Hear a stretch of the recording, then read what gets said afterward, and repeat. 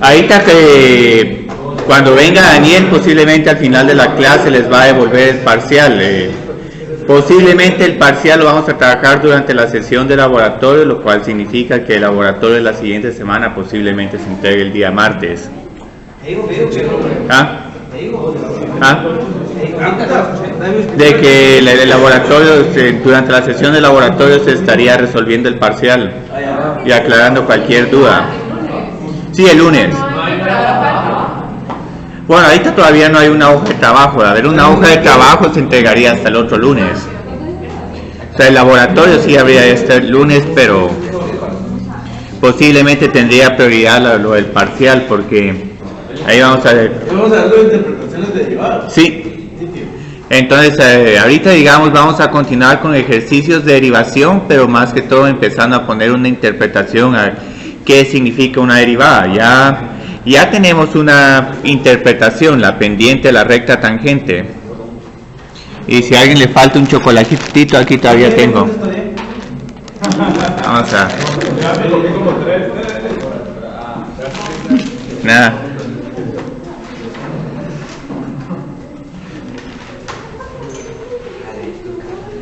Pueden cambiar su chocolatito también por puntos.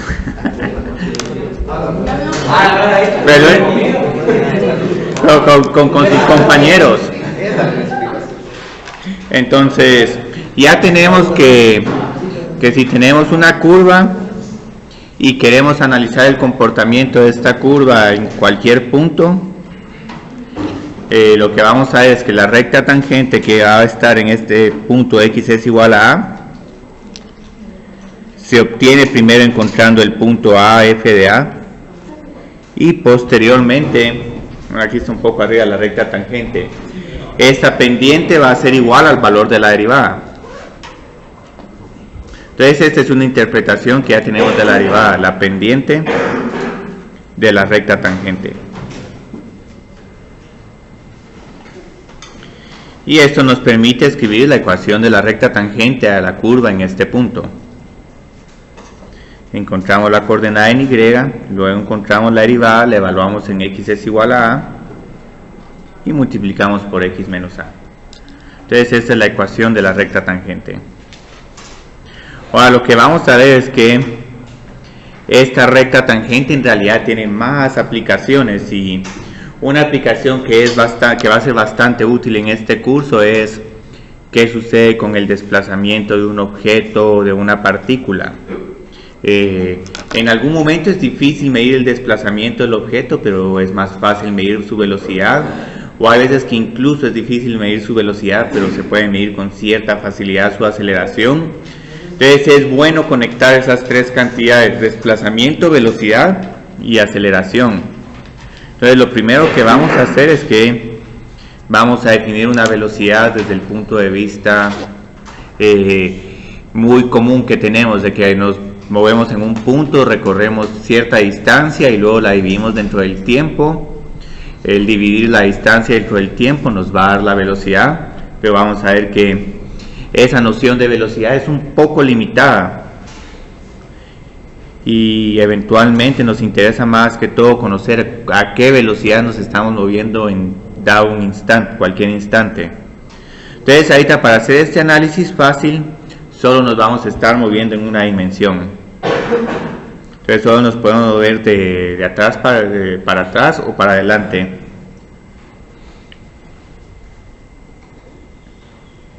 Entonces este es el movimiento que se conoce en una dimensión. Es aquí como que solo tuviéramos un eje. Entonces empezamos aquí. Nos podemos mover de esta forma. Aquí sería un desplazamiento positivo, pero también podemos regresar. Entonces si regresamos, aquí sería un desplazamiento negativo. Ahora, como pueden ver, este movimiento es un poco limitado, porque a veces que cuando uno se regresa, uno necesita de dos dimensiones para regresarse, pero igual uno puede ver cómo se va moviendo uno bueno, aquí sería de derecha o a la izquierda. Entonces con este modelo bien sencillo vamos a tener una función de desplazamiento. Y en cierta forma, cuando uno está manejando en una carretera, el movimiento casi que es de una dimensión. Hay dos dimensiones y uno puede cambiarse de carril, pero eso no afecta tanto el análisis. Lo más importante es que tanta distancia recorre uno entre un punto y otro. Entonces, en algún momento estamos interesados en saber en qué tanto nos tardamos en recorrer cierta distancia. Y luego medir, digamos, qué tan rápido estamos recorriendo esta distancia. Entonces, una cantidad que nos sirve un montón es la velocidad promedio.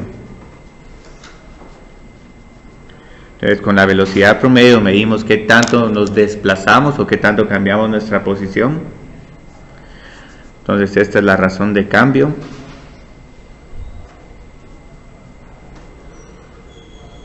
Entre el desplazamiento. Entonces, este desplazamiento uno puede decir, bueno, que terminé en un punto, S es igual a B. Pero inicialmente empecé en S es igual a A. Y como tengo esta función de desplazamiento, puedo medir cuánto estuve recorriendo en A y cuánto estuve recorriendo en B. Dividido el tiempo recorrido y el cambio en el tiempo. Entonces el cambio en el tiempo sería delta t B menos A. Entonces al dividir delta S dentro de delta t, obtengo la velocidad promedio y la voy a denotar como B barra.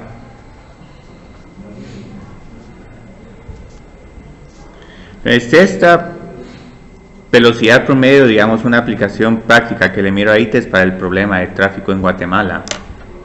Que, digamos, si mira uno en Estados Unidos, hay veces que ellos recorren todavía más, se tardan más tiempo en llegar a sus lugares de trabajo y estudios.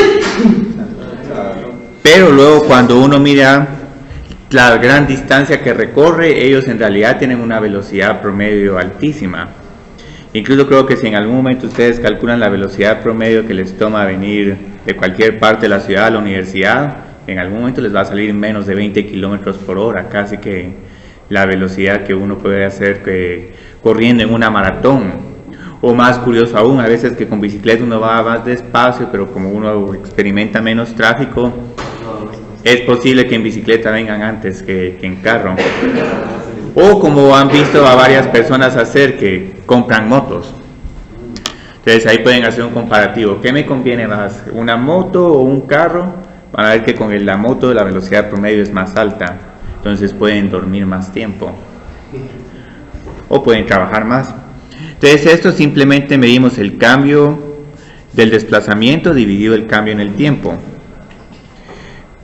Pero obviamente cuando están manejando van a ver que esta medida de velocidad promedio es muy engañosa. Si no hubieran semáforos, posiblemente su velocidad promedio sería más alta. Entonces en algún momento queremos analizar qué está sucediendo con la velocidad del carro cuando, digamos, estamos esperando en un semáforo, cuando estamos manejando en una calle con muy pocos carriles o cuando ya nos estamos en un bulevar, ¿sí? Esa es la distancia Sí, la distancia.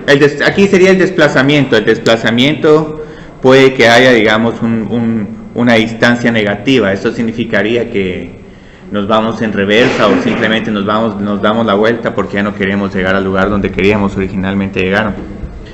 Entonces ahorita, digamos, queremos analizar qué sucede cuando B tiende a A. Entonces cuando B tiende a A, vamos a poder determinar la velocidad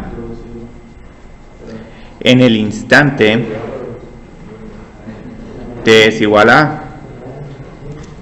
Entonces en este momento esto se vuelve un problema de límite porque, como pueden ver, para calcular la velocidad promedio necesito conocer la información de dos instantes, en el instante A y en el instante B. Entonces si hago que B sea igual a A, otra vez se indefine esta función. Entonces en algún momento necesito resolver un problema de límite, y el problema de límite es simplemente indicar el límite con qué pasa con B a medida que se acerca a A. S de B menos SA dividido B menos A. Entonces, ¿a qué es igual este límite que tengo acá? Igual a la velocidad promedio. A cero, por abajo está. Bueno, hay una... Sí, ¿Uno partido B, no? se indefine, pero ¿se recuerdan de la definición de esta función matemática? Digamos, esta definición que estoy escribiendo aquí es la pendiente de una recta tangente. Es la pendiente de una recta que está demasiado cerca a A. Ujú. Entonces, ¿cómo podemos encontrar la pendiente de una recta tangente? Sí. Entonces aquí ya tenemos algo bastante útil. La velocidad promedio utilizamos 2 puntos, mientras que para la velocidad instantánea calculamos la derivada del desplazamiento y la evaluamos en t es igual a A. Entonces esto es más útil y es incluso la velocidad instantánea, es lo que está marcando el velocímetro del carro. Entonces el velocímetro del carro les va diciendo 20 kilómetros, 50 kilómetros, 70 kilómetros, 0 kilómetros. Y esta es una información más útil porque me permite describir cómo me voy desplazando del punto A al punto B. Entonces posiblemente la ruta en Guatemala tiene un montón de instantes donde la velocidad es 0, seguido de acelerones y otra vez 0, 0, y las velocidades altas, 0 velocidades altas. Entonces ahorita lo que vamos a hacer es que vamos a trabajar con problemas con velocidad promedio y velocidad instantánea. Una cuestión que hay que aclarar, digamos, cuál es la diferencia entre distancia y desplazamiento. La distancia es lo que nosotros usualmente medimos. No decimos, fuimos 50 millas hacia el norte, 50 millas hacia el sur, sino nosotros decimos manejamos 50 millas. Entonces, en algún momento la distancia es simplemente el valor absoluto. O sea, no es un vector. No es un vector. Ahora el desplazamiento sí sería un vector, pero aquí como estamos en una dimensión, no se va a sentir mucho que este desplazamiento sea un vector.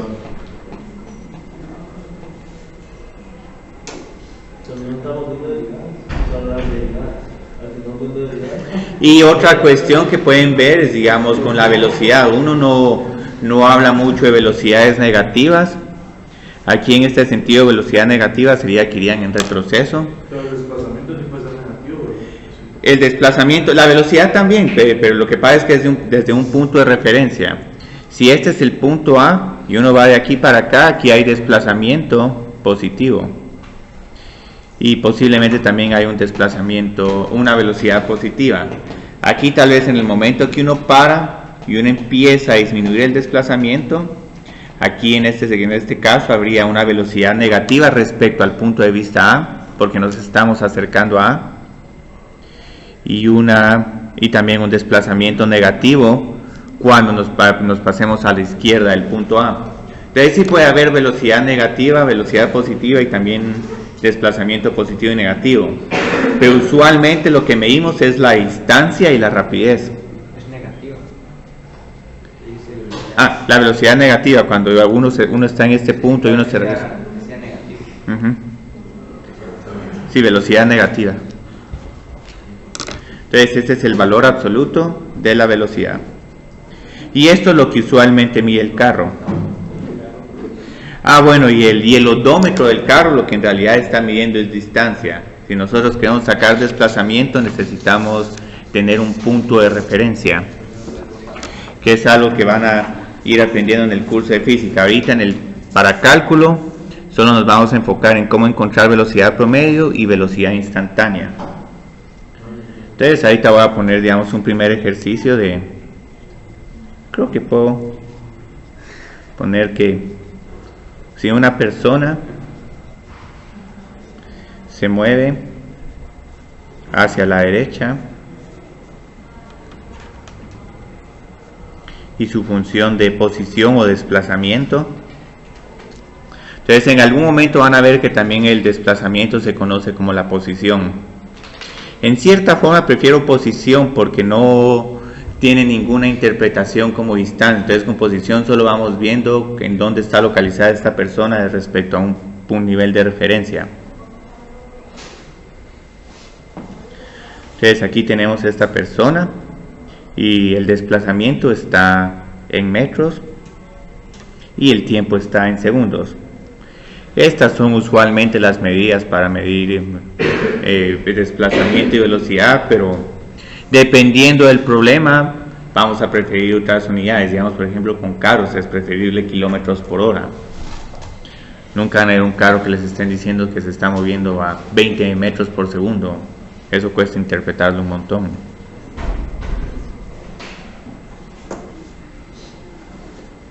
Entonces ahorita lo que vamos a hacer es que vamos a calcular la velocidad promedio de la persona entre 1 y 4 segundos. Entonces ahorita para resolver este problema, ¿qué necesitamos hacer? Sí. Necesitamos ver en qué posición va a estar la persona a los 4 segundos. Entonces a los 4 segundos tengo esta función de desplazamiento. ¿Ese de qué posición? S de 4. Entonces evalúo S de 4 es 16 menos 16 más 16. Entonces a los 4 segundos esta persona va a estar 16 metros a la derecha. Pero no sé en qué posición estaba a un segundo, entonces tengo que encontrar esta posición también. Aquí sería 1 menos 4 más 16. Entonces tengo 13 metros, ¿sí? Entonces pareciera que esta persona entre estos 3 segundos solo se movió 3 metros. Entonces ahorita, ¿cuál es su velocidad promedio? Sí, 1 metro por segundo. Entonces es una velocidad un poco despacio. Entonces para la velocidad promedio evalúo S de 4 menos S de 1 dividido 4 menos 1. Incluso ahí vieron, observen otra cuestión, la velocidad promedio en realidad es una pendiente de la recta secante.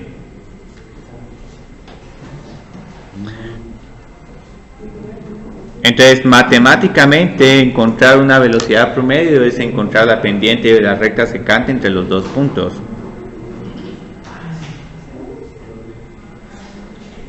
Entonces yo creo que aquí me dijeron 1 metro por segundo. Entonces si realmente quisiéramos promediar este problema y ver cómo se está moviendo esta persona, haríamos que cada metro se va moviendo 1 metro a la derecha.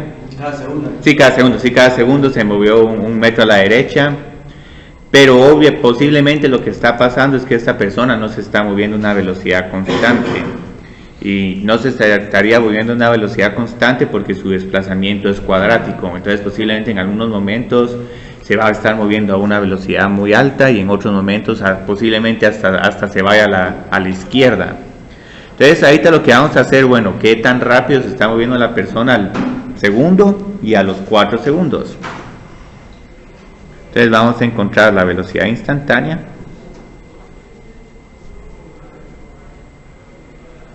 de la persona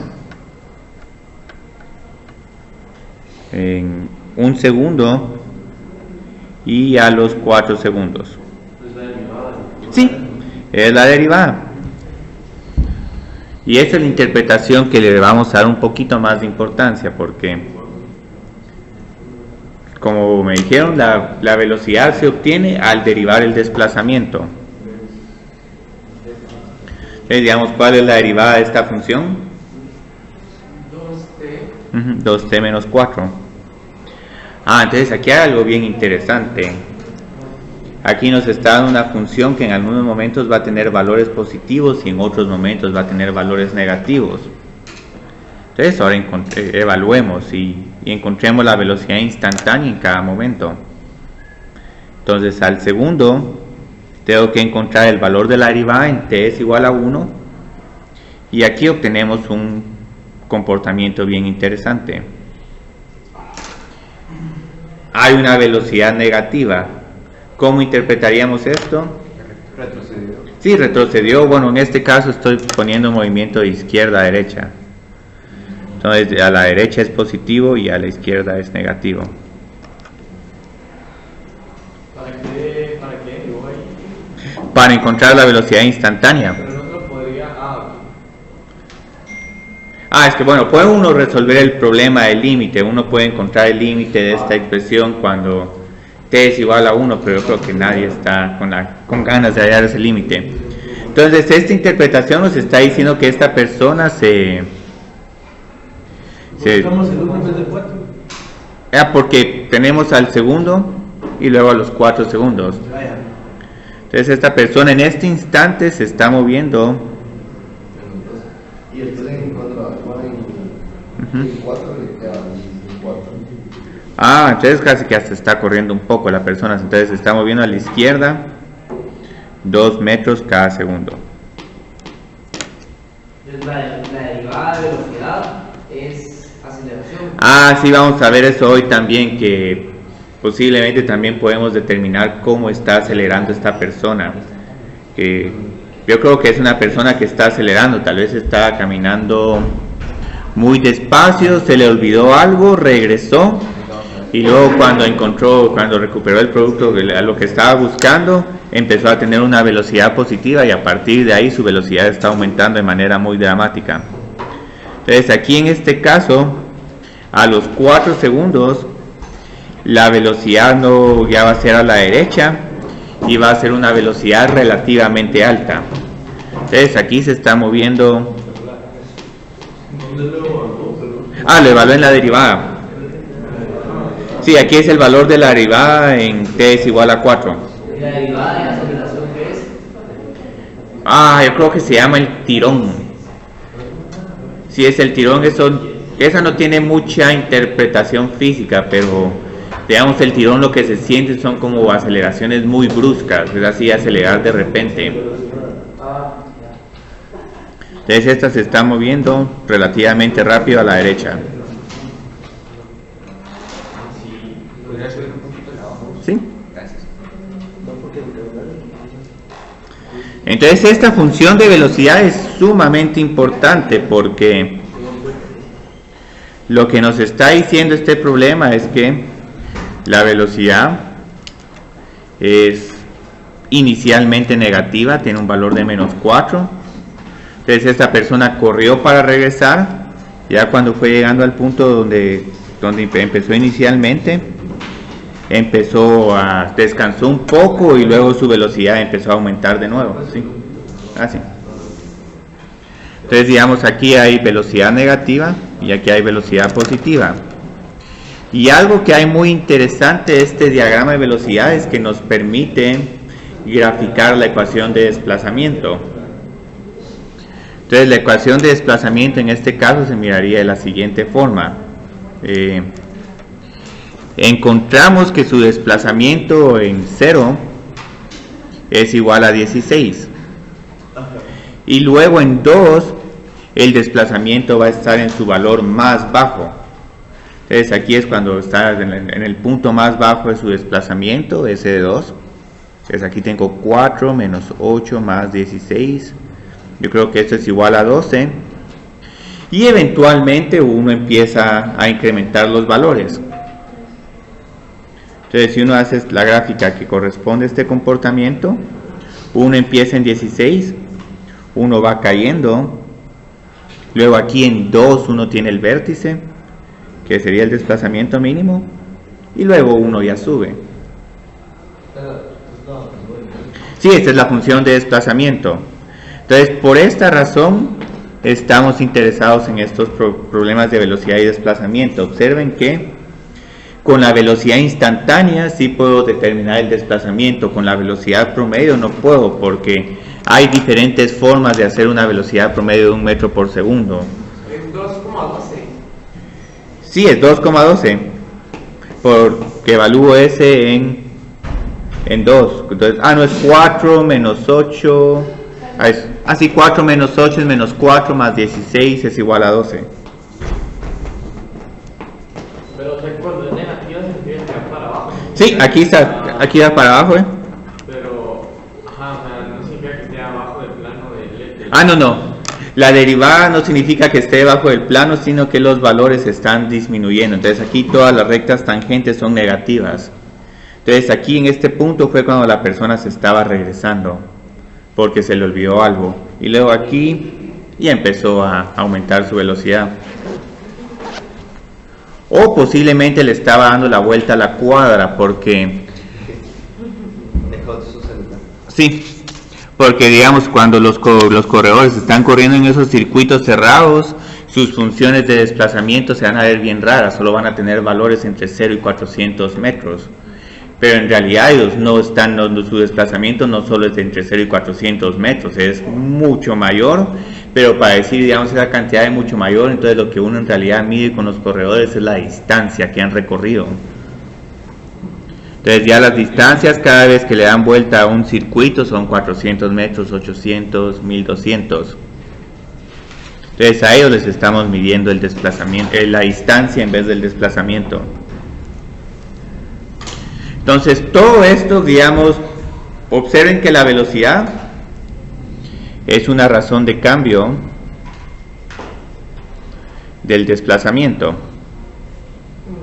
Entonces lo que vamos a ver es que la interpretación de derivada no solo se limita a funciones, a problemas de velocidad y desplazamiento, sino se puede extender a cualquier otro fenómeno que tenga una variable independiente y queramos ver en cuánto está cambiando la variable dependiente, si cambia la variable independiente. Entonces en algún momento podemos hacer lo siguiente, tenemos la siguiente función, y es igual a f de x. Y lo que queremos medir son las siguientes cantidades. ¿Qué tanto estamos cambiando en y? Entonces generalmente lo que estamos cambiando en y, si tengo dos puntos, es mido qué tanto estoy cambiando en el punto x es igual a b, y luego en x es igual a a, y calculo la diferencia. Pero lo que pasa es que aquí no me está diciendo qué tan rápido estoy cambiando. Puede que este cambio sea alto, pero porque el valor de x es muy grande. Entonces en algún momento necesito hacer una razón entre el cambio en y el cambio en x. Entonces el cambio en x es b menos a. Y si promedio qué tanto estoy cambiando en y y qué tanto estoy cambiando en x, voy a obtener una cantidad que se conoce como la razón de cambio promedio. Entonces esta es la razón de cambio promedio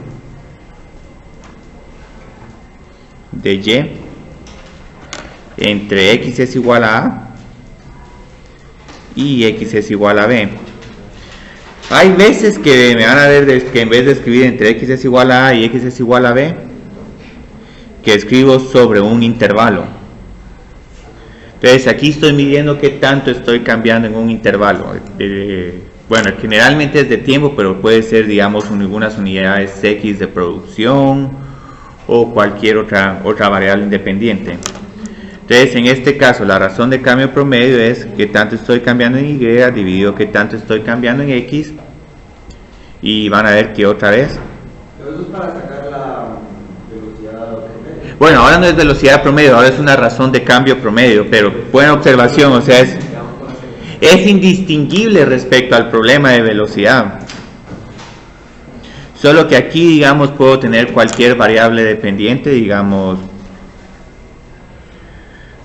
Ve aquí ahora la variable independiente puede ser, digamos, personas.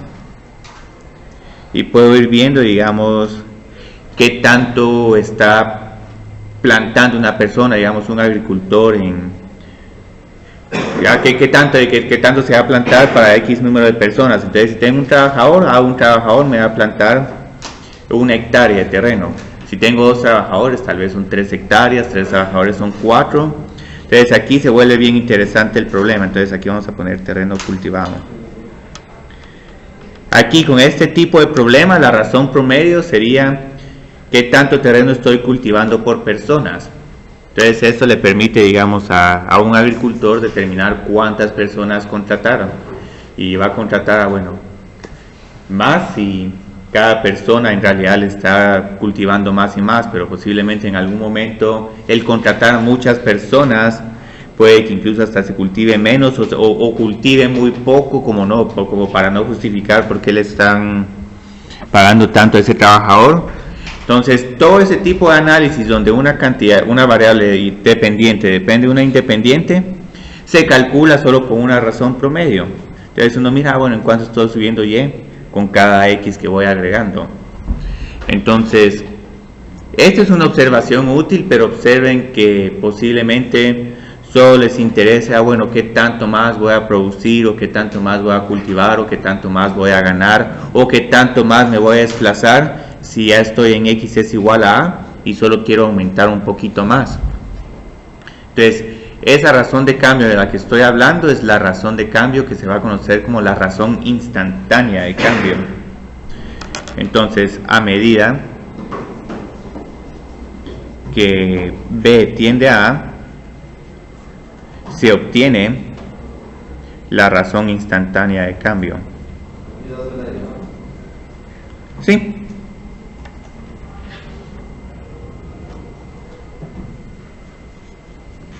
Sí, es la derivada.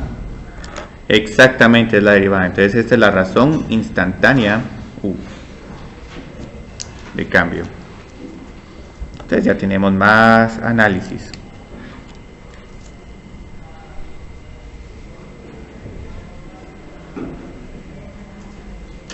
Entonces, este es el límite cuando B tiende a de f de B menos f de A dividido B menos A. Y como ya me habían dicho, esto es la derivada evaluada en A, o en algún momento dy de x. Y hay veces que el libro utiliza esta notación. Esta no la utilizo mucho, pero es bueno que le indique, digamos, cuando miren dy de x con una barra vertical con x es igual a A, esto significa que están evaluando la derivada en x es igual a A. Entonces evalúen f' de x en x es igual a A. Entonces en algún momento se utiliza esta notación. Entonces aquí pueden ver que cuando es problema de recta secante, se tiene dy de x y hay dos puntos. Y el problema de la recta secante está vinculado con velocidad promedio y con razón promedio de cambio.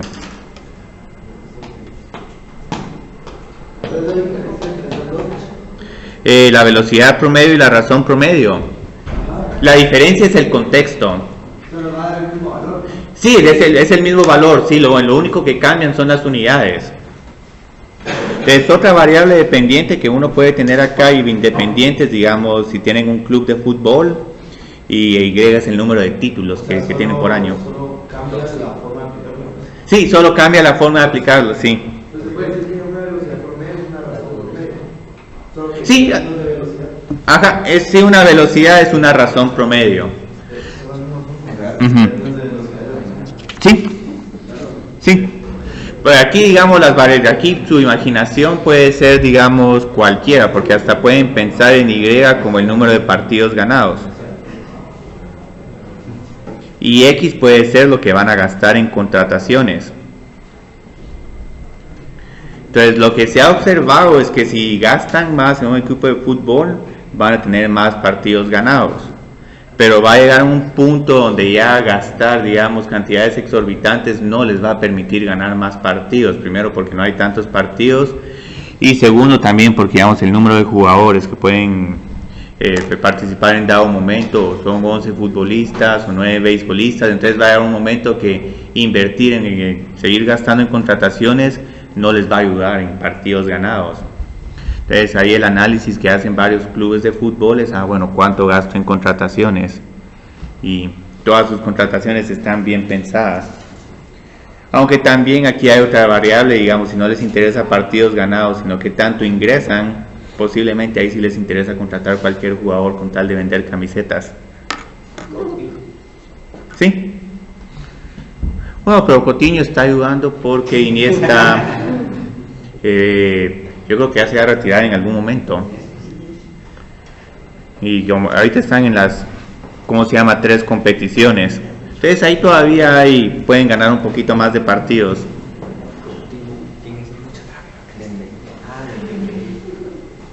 Entonces ahorita vamos a tener, ese sí fue, ahí sí no les está llevando en partidos ganados, porque yo creo que se lesionó 2 veces. Pero cuando esté sano, la ¿qué equipo? Sí.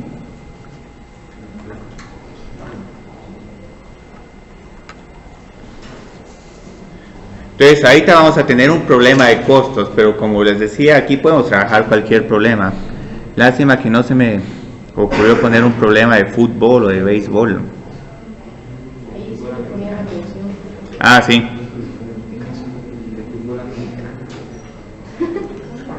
También. Ujú. Entonces ahorita vamos a hacer un problema de costo relativamente fácil. Tenemos esta función de costo que posiblemente en un curso de economía les van a explicar que aquí hay un costo fijo. Ese es el costo unitario por producir cada artículo. Y luego tienen otros costos que van vinculados con la limitación de la planta. Entonces, si ya tienen un tamaño fijo de instalaciones, en algún momento los costos aumentan por los problemas de espacio. Entonces, ahorita lo que vamos a hacer es dos problemas relativamente fáciles. La razón de cambio promedio del costo respecto a 5x, sí. Cuando el nivel de producción cambia de 2 a 4 toneladas. Entonces este programa no tiene tanta gracia, pero igual analicemos, digamos, qué tenemos que hacer en este problema. ¿Cuál es el cambio promedio? ¿Cómo lo calculo? Sí. Sí. Entonces encuentro, digamos, en cuánto aumentan mis costos si produzco 4 toneladas. Entonces aquí serían 2000 más 20 más 64. Entonces ahorita tenemos un costo de 2084. Estos problemas creo que están muy dominados por los costos fijos. El costo variable no es tan alto. Entonces posiblemente esta compañía está empezando a producir. Entonces ya teniendo los costos en 4 y en 2, podemos determinar el costo promedio. Entonces observen que nuestros costos aumentaron en 64, pero nuestro nivel de producción aumentó solo en 2. Y esto, si lo miran, es prácticamente como encontrar una velocidad. Entonces esto yo creo que es 2084. ¿Sí? Aunque también podían hacer 2018 menos 2084, pero tenían que dividir, sí, 2 menos 4, entonces también eso es equivalente. Entonces voy a escribir, digamos, también la otra respuesta que pueden tener, 2018 menos 2084 dividido 2 menos 4. Entonces esto lo podemos pensar como la velocidad en la que estamos quemando el dinero. Entonces en este caso estamos gastando en promedio $32 por cada tonelada que estamos produciendo. Que puede que sea bajo. No es 66. Ajá. Ah, sí, 66, sí, cierto.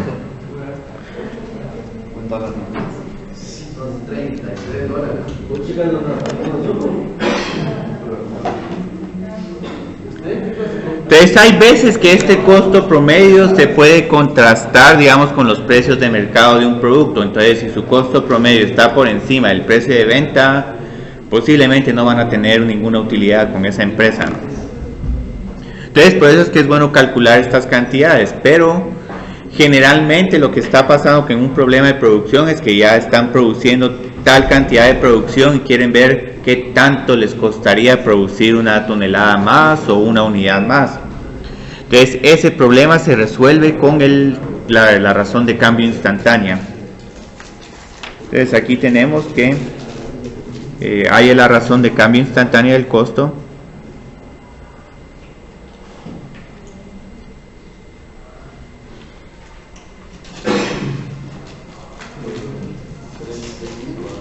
En x es igual a 2. Sí. Sí, entonces, ¿cómo resuelvo este problema? Y podemos también poner y en x es igual a 4, solo para ver qué tanto va cambiando el costo en 2 y en 4.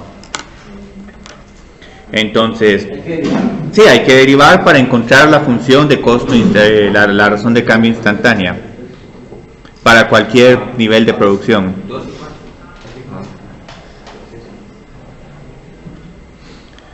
Entonces la razón de cambio instantánea es la velocidad del costo, por así decirlo. Entonces tengo que derivar el costo. Vamos a utilizar eso. 5 más ¿Sí? 3x al cuadrado. Ajá. Entonces este 3x al cuadrado es el término que nos está aumentando los costos cada vez que producimos más. Entonces, uy, aquí qué interesante, hay un cargador, no sé quién será. Entonces ahorita voy a evaluar el costo, esta razón de cambio instantánea en x es igual a 2. Entonces en x es igual a 2 solo encuentro 5 más 3 por 4. Entonces aquí voy a tener, yo creo que 17, si mal no estoy. $17 por tonelada. Y luego voy a encontrar en 4. Entonces en 4 voy a encontrar que este costo esta derivada de razón de cambio instantánea va a aumentar significativamente. Porque ahora ya voy a tener 48, sí, como 53.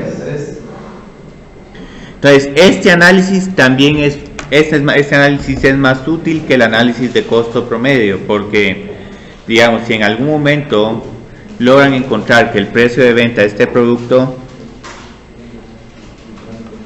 es de $40 por tonelada, lo que van a aprender en economía es que si están produciendo 2 unidades, el producir 3 unidades les va a aumentar los costos en 17, pero van a poder venderlo todavía a 40, entonces van a tener una utilidad neta de 23. Esto es estoy, digamos, haciendo que poner una interpretación. Sí. Ajá. Entonces lo que les va a pasar es que ustedes tienen que decidir qué tanto producir. Entonces en este caso sí producirían, porque tienen una ganancia neta de $23. Aquí no tanto. Sí. No, uno no va a producir una quinta unidad para tener una pérdida de 13. Entonces esto no es todavía parte del problema, ni siquiera del curso, porque es más que todo economía, pero aquí estoy explicando, digamos, por qué hacemos este análisis de derivadas, o sea, no calculamos por gusto estas derivadas. Yo creo que tenías una pregunta. Sí, era cómo se interpretaba esos datos. Sí, la interpretación de estos datos, van a ver que en economía la razón de cambio instantánea también se conoce como una cantidad marginal. Entonces una cantidad marginal es la derivada de una función. Entonces en este caso la derivada de C es un costo marginal. O sea, el costo de producir una unidad más. Ajá, sí. Muy bien, muy bien. Entonces, aquí ya sé quiénes están yendo a las clases de economía. Entonces, el costo marginal es la derivada del costo y su interpretación es en cuánto aumentan los costos. El precio de la unidad extra. El costo de la unidad extra. Ahora es que el precio es otra. ¿En cuánto aumenta el costo? Si se produce, bueno, aquí sería una tonelada más. O sea que sería la derivada de la razón de cambio instantáneo. La derivada, no sería Es solo la derivada del costo. que sería la que estamos en la Sí. Entonces, a estos problemas en economía les van a dotar más sentido. Van a ver que parte del estudio de mercado es determinar cuál es el precio de venta de los productos y tal. de cambio instantáneo es lo mismo ¿Qué costo marginal? Sí. Sí, razón de cambio instantánea y costo marginal es exactamente lo mismo. Solo que, digamos, si están hablando con un ingeniero, posiblemente un ingeniero va a pensar más en razón de cambio o razón de cambio instantánea. Un economista casi que exclusivamente va a conocer la derivada como un ingreso marginal, un costo marginal. De las dos formas, porque están en ingeniería empresarial. Entonces ahorita quiero terminar, digamos, unos conceptos que nos quedan todavía pendientes de derivadas, porque posiblemente les interese más el problema de desplazamiento, velocidad de aceleración que un problema de costo marginal. Pero lo que pasa es que no he hablado de las derivadas de orden superior. Entonces aquí hay algo bien interesante. Cuando encontramos una derivada, la derivada es también una función. ¿Y la derivada de la segunda derivada? Sí, entonces, como ves, la derivada es una función, podemos pensar en calcular la derivada de la derivada, sí. Entonces, la derivada de la derivada es tener esta función y calcularle su derivada. Y como ya me mencionaron, en realidad lo que estamos calculando aquí es una segunda derivada. Cuando se saca la segunda derivada, ¿qué se puede buscar? Aceleración. Ahora en economía, segunda derivada ya no tiene tanta interpretación. Puntos críticos demostrados. Concavidad tendría en economía, digamos, donde la función es cóncava. La segunda derivada, si no son puntos críticos, ¿no? Se encuentran puntos de inflexión. Entonces aquí tenemos que la derivada de la derivada es la segunda derivada. Entonces lo bonito de las derivadas de orden superior es que se van encontrando de manera recursiva. Entonces son bien cómodas porque no es necesario redefinir la segunda derivada en términos de límites. Uno dice, bueno, calculo primero la primera derivada y ya teniendo la primera derivada, calculo la segunda derivando ya la derivada.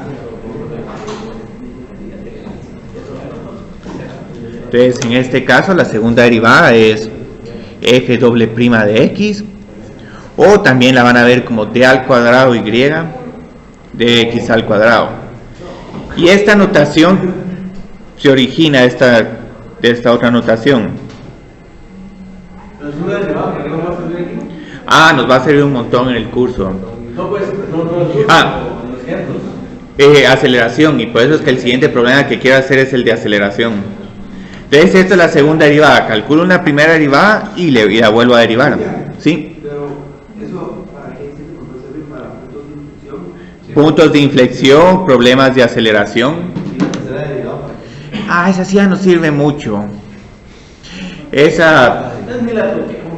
No, lo que pasa es que hay algunos problemas que en algún momento sí es necesario hablar de la tercera derivada. Y una ventaja que tienen desde el punto de vista de calcular una tercera derivada es fácil. ¿Sí? ¿Qué pasó? En la segunda derivada, ¿qué es dx al cuadrado si se multiplica dx? Esto es notación. Entonces generalmente lo que hacen es que ya viste aquí d por d ponen d al cuadrado, dx por dx al cuadrado. Es como que estuviera entre paréntesis. Sí, entre paréntesis, sí. Sí. ¿Problemas de qué? En este curso no vamos a trabajar con el enfriamiento de ley de Newton, pero es solo porque ese es más un problema para el curso de ecuaciones diferenciales. Pero sí vamos a trabajar crecimiento poblacional y posiblemente decaimiento radiactivo.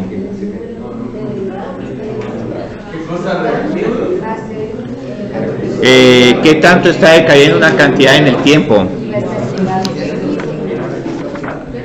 Entonces ahorita sigamos definiendo cantidades. Sí, vamos a hacer un problema de aceleración. Ahora solo quiero indicar la cuarta derivada, hay que tener un poco de cuidado. La cuarta derivada, observen que cada prima me va diciendo cuántas veces tengo que derivar la función. Entonces llega un momento que ya poner 4 primas es bien difícil, entonces uno utiliza ya esta notación.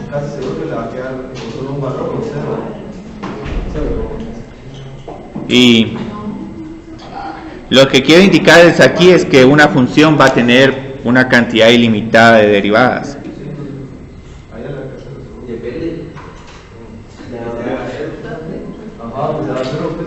Sí, ahí terminarían. Entonces, finalmente está la enésima derivada, que esta consiste en derivar una función n veces. Y en matemáticas la enésima derivada tiene aplicaciones, pero es en un tema de que uno tiene que aproximar funciones como seno y coseno por medio de polinomios. Pero quiero poner de que todas estas derivadas existen. Las más útiles son la primera, segunda y la tercera, cuarta y quinta y enésima no se usan a menos que uno quiera hacer una aproximación de... Si esa binomio, entonces, pues tendría que ser una... Sí. Sí.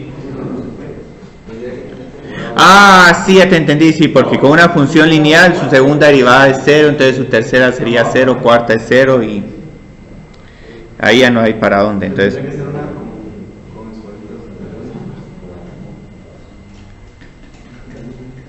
Entonces este es un ejercicio bonito, es simple.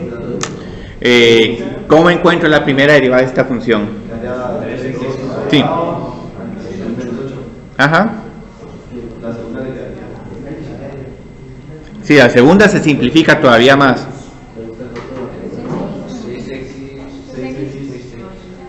Sí, solo 6x. La tercera se simplifica.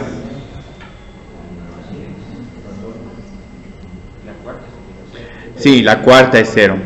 Y la quinta y sexta y séptima. O sea que siempre van a existir.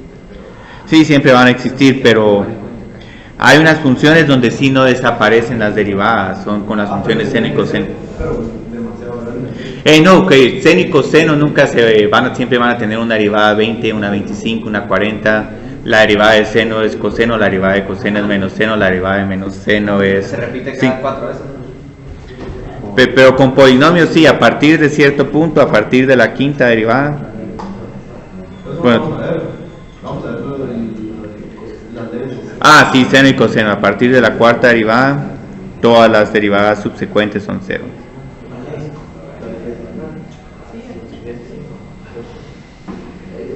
Uy. Entonces, como les decía, estas dos son las más importantes porque la primera derivada me va a decir la velocidad de la partícula y también me va a decir cuando la función es creciente y decreciente. Mientras que la segunda derivada me va a proporcionar la aceleración del objeto y me va a decir cómo es la concavidad de la función. No, la tercera no dice mucho. Ahora desde el punto de vista físico hay una cantidad que se conoce como el tirón, el cambio de la aceleración. Sí.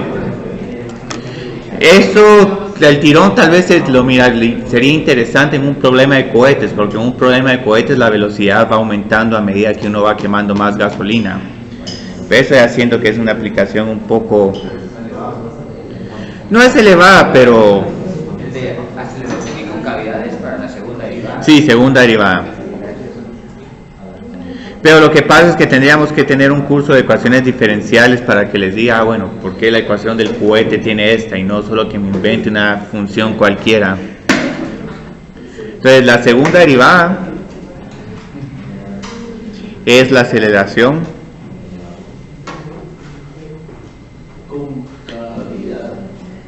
Sí, concavidad todavía no lo hemos visto, nos va a tomar mucho tiempo llegar a concavidad. Es la aceleración de una partícula u objeto, ¿sí?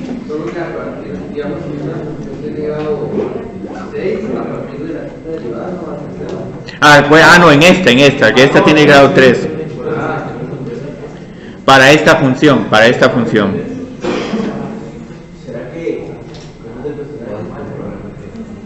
Entonces vamos a tener un objeto o partícula con desplazamiento.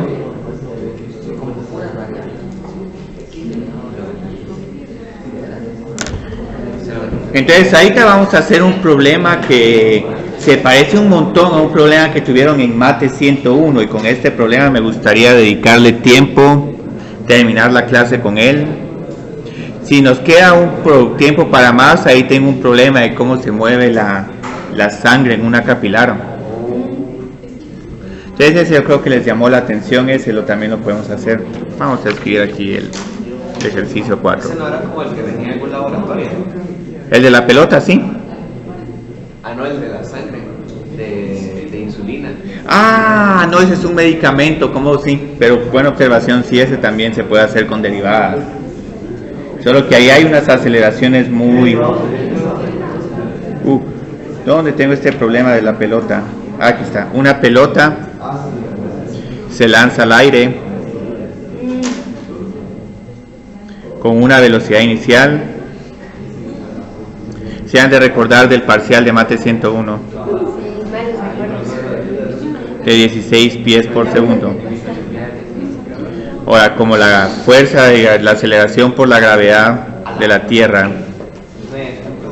Aquí, como no hay calculadora, vamos a trabajar con el sistema de Estados Unidos, 32 pies por segundo cuadrado.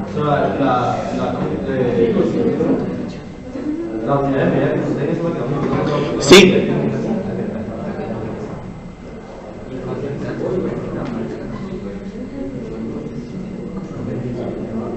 Y aquí con este problema tenemos para entretenernos. Entonces, ahorita hagamos los problemas de cálculo. Si ustedes quieren, podemos graficar esta función, ver qué está pasando con esta pelota.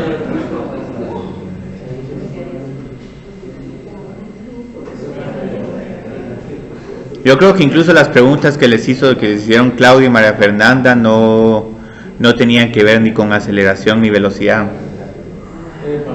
Sí. Pero no, pero les preguntaban cuándo, en qué momento la pelota tenía 32 pies o... Estaba arriba de 72 metros. Sí.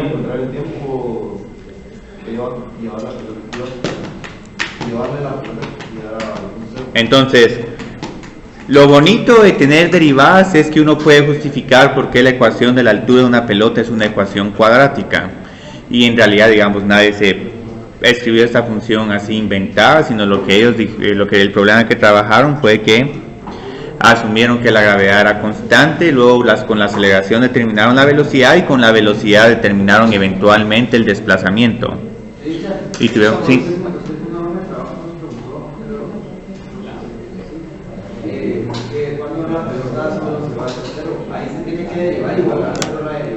Sí, bueno, ese problema como estaba antes tenían que encontrar el vértice de la parábola. Ahora aquí ya no tenemos que enfocarnos con el vértice de la parábola. Con el vértice de la parábola se puede también derivar. Es lo mejor. Sí, es lo mejor, sí. Entonces aquí, ¿cuál es la velocidad? ¿Sí? No, la velocidad es la primera derivada de... Ok, 16 menos 32t. Ahora aquí hay mucha información escondida. Este 16 es la velocidad a la que inicialmente se tira la pelota. Entonces la pelota se tira inicialmente a 16 y luego esta fuerza de la gravedad va disminuyendo la velocidad de la pelota hacia arriba. Entonces aquí velocidad positiva es que nos vamos hacia arriba. Velocidad negativa es que nos vamos hacia abajo.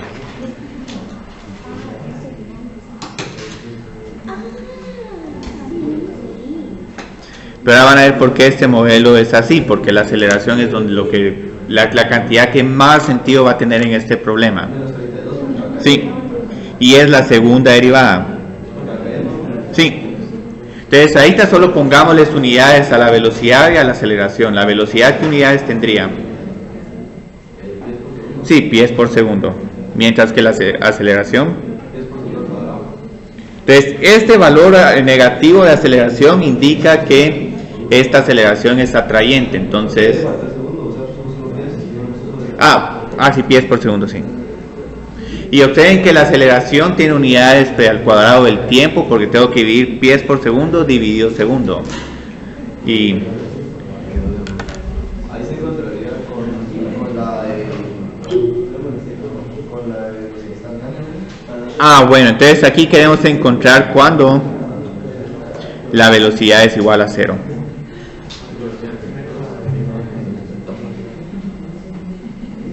Entonces hay veces que uno no dice velocidad instantánea. En el caso que solo diga velocidad, eso también significa velocidad instantánea. La que sí se escribe de manera explícita es velocidad promedio.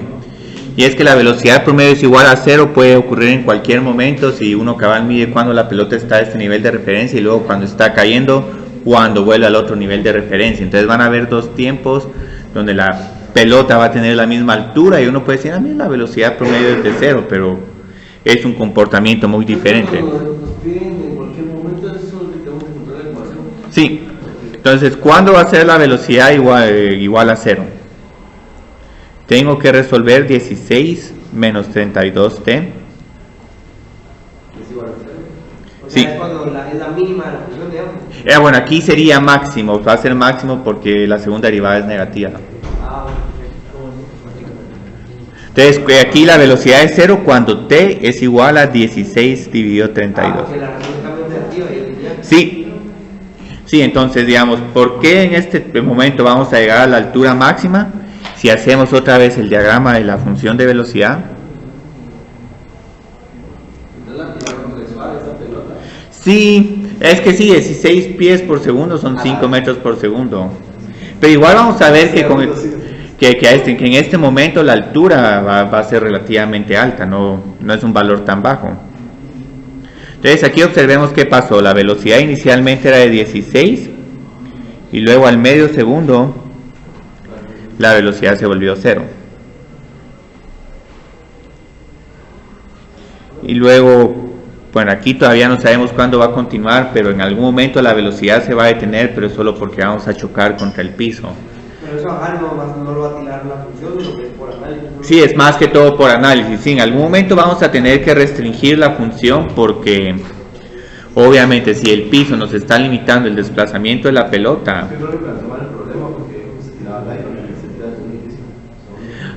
Bueno, si es desde un edificio es otra cuestión.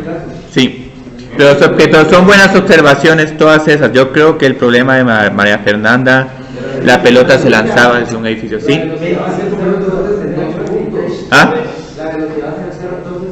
No, solo en uno. Porque esa función es lineal. Bueno, pero eso ya es otra cuestión. Porque cuando lleguemos aquí vamos a decir que hay una colisión.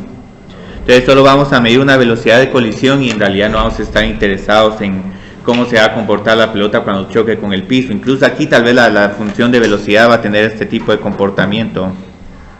Va a rebotar la pelota. Pero entonces esto ya es otro análisis. Eso tal vez, digamos, Daniel en el doctorado en Ámsterdam puede trabajar. Entonces, ¿cómo se miraría aquí la altura de esta función? Aquí la altura sigue subiendo porque es positiva. Empezamos desde el suelo.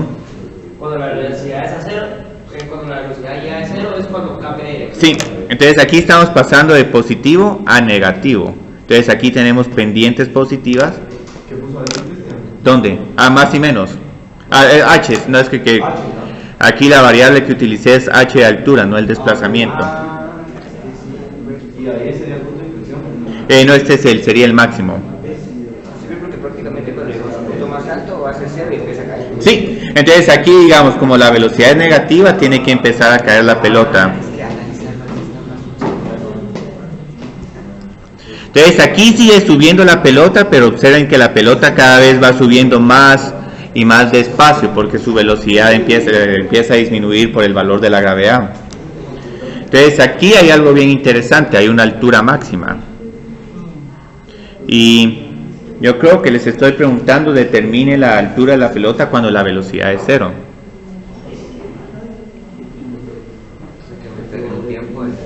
Ajá.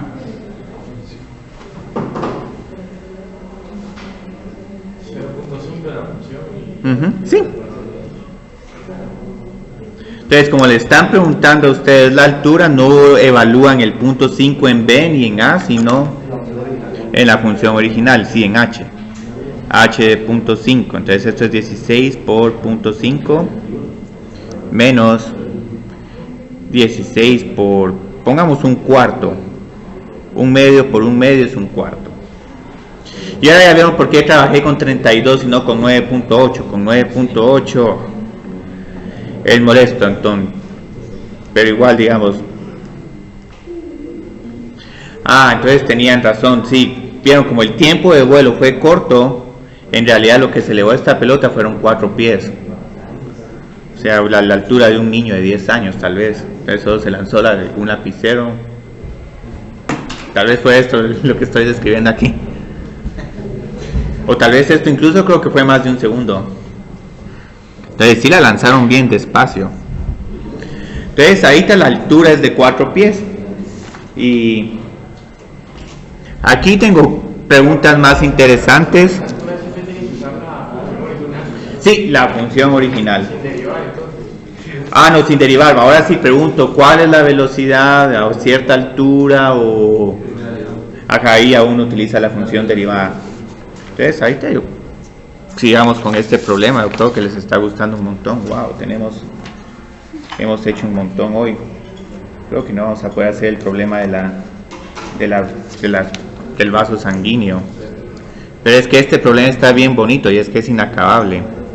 No lo deja. Entonces, yo creo que la siguiente pregunta es ¿en qué tiempo? ¿En qué tiempos?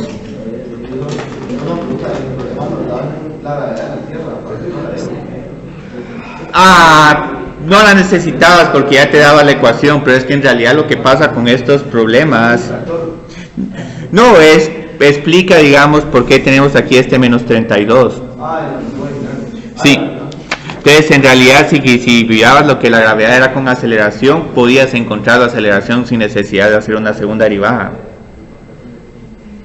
Pero es que ahorita quiero terminar esto con el problema físico bien general y de ahí salen de todos los problemas de desplazamiento sin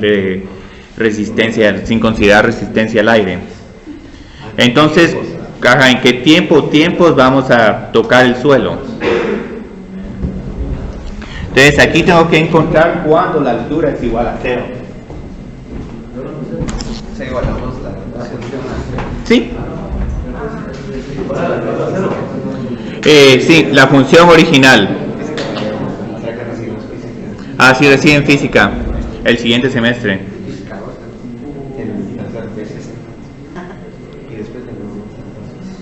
16T.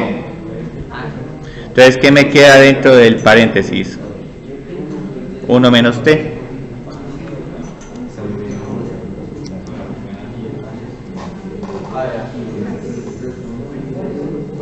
Entonces, obviamente aquí la función le vamos a restringir su dominio, porque no vamos a analizar qué pasa con el lapicero cuando uno colisiona con el suelo.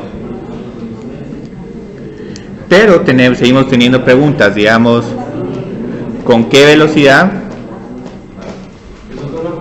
¿Sí?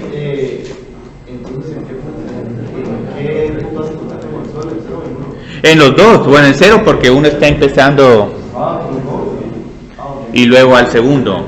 Ahora, va a haber un momento que si uno la lanza desde cierta altura, entonces ahí solo estarías tocando en un tiempo el suelo, pero el modelo te va a indicar un tiempo negativo, entonces ese tiempo negativo uno lo descarta. ¿Sí?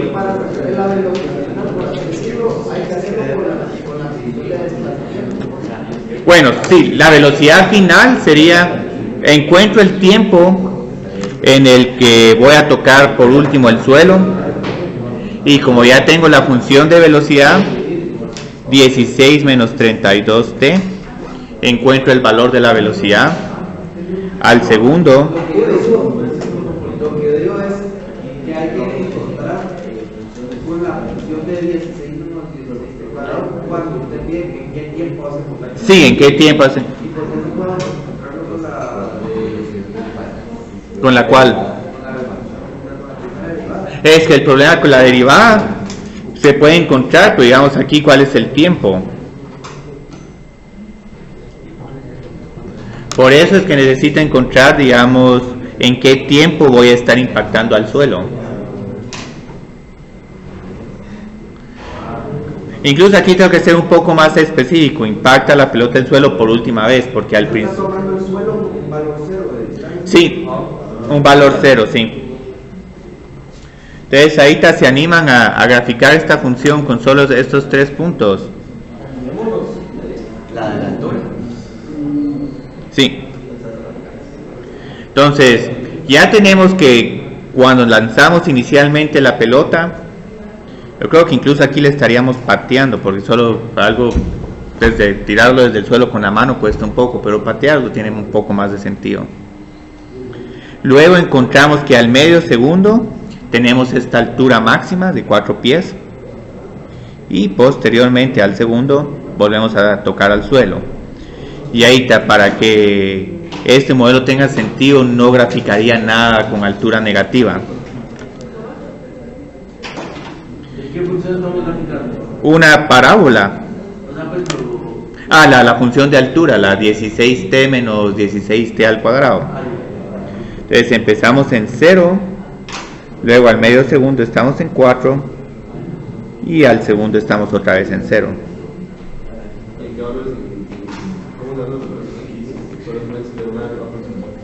Bueno, los valores solo los conseguí porque lo que van a ver con estos problemas de física es lo más importante es determinar en dónde se alcanza la altura máxima y luego cuál es la altura inicial y eventualmente dónde van a chocar con el suelo. Ahora, si le están lanzando desde un edificio, el problema es más interesante porque la parábola ya tendría como este tipo de función y aquí tienen que encontrar el nivel de referencia del suelo del edificio. Pero aquí, digamos, lo estoy lanzando desde una superficie plana. Entonces, esta es la función y ahí está, para que el problema tenga sentido físico, voy a evitar cualquier tiempo negativo y cualquier altura negativa. Entonces, por tal razón voy a preguntar aquí, digamos, que me encuentre en el dominio y rango. ¿De 0 a 1? Sí. Sí, de 0 a 1. Y el rango de 0 a 4.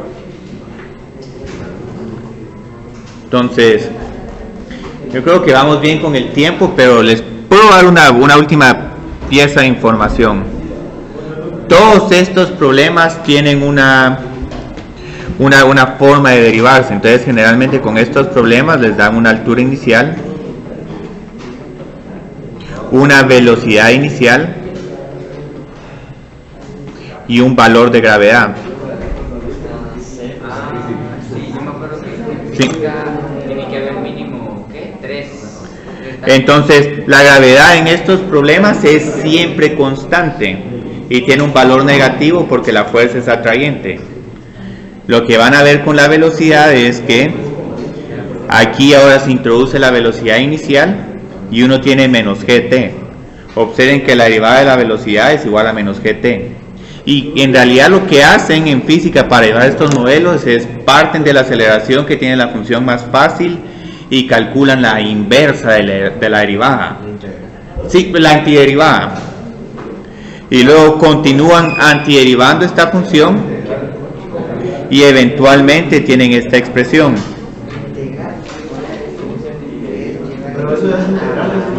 Sí, pero ya les estoy dando el contexto. Sí, porque en realidad esta es la idea de estos problemas. Entonces, en el problema que les dieron en el parcial de mate 101, que era 128 más 16t menos 16t al cuadrado, había una altura inicial de 128, una velocidad inicial de 16 pies por segundo, menos 32, porque la gravedad siempre está ahí. Bueno, aquí voy a poner G. G es igual a 32. Entonces yo creo que con este contexto ya entienden qué les decía el problema 2 del examen parcial de mate 101. Digamos, describir el dominio y rango de la función cuadrática consistía en encontrar cuándo íbamos a tocar el suelo. Entonces tenían que encontrar el tiempo que era igual a 0, cuando h era igual a 0. Yo creo que esta función se puede factorizar. Sí, se puede factorizar 128, 64, 32. Yo creo que es 16 por 16. 16 por 8. Y observen, durante qué intervalo de tiempo la pelota estará al menos 32 pies arriba del suelo. Tenían que igualar esto a 32 y iban a encontrar dos intervalos de tiempo. Entonces la pelota iba a estar arriba de esos 32. Pura física. Sí, pura física. Podría poner donde estaba. Sí, perdón, vamos a... Gracias. Entonces, muchas gracias por quedarse un poquito, pero es que yo creo que este problema les está gustando mucho. Ya, y aquí Daniel les va a entregar sus parciales.